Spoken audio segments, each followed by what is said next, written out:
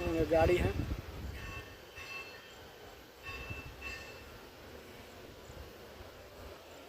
Start करो गाड़ी।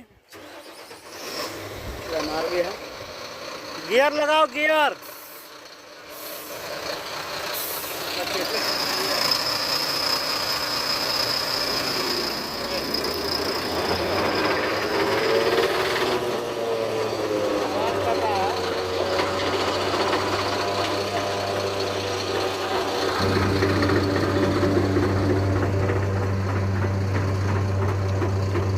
आवाज कर रहा है।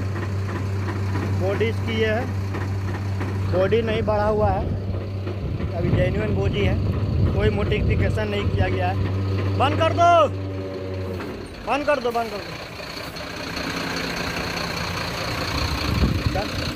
अब इसका क्राउन खोलकर अभी चेक करेंगे।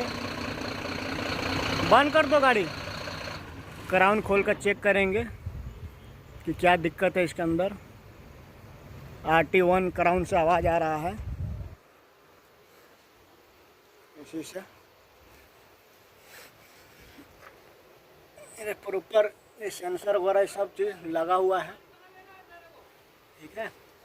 सारा नट बोल्ट टाइट है, कहीं से लीकेज नहीं है,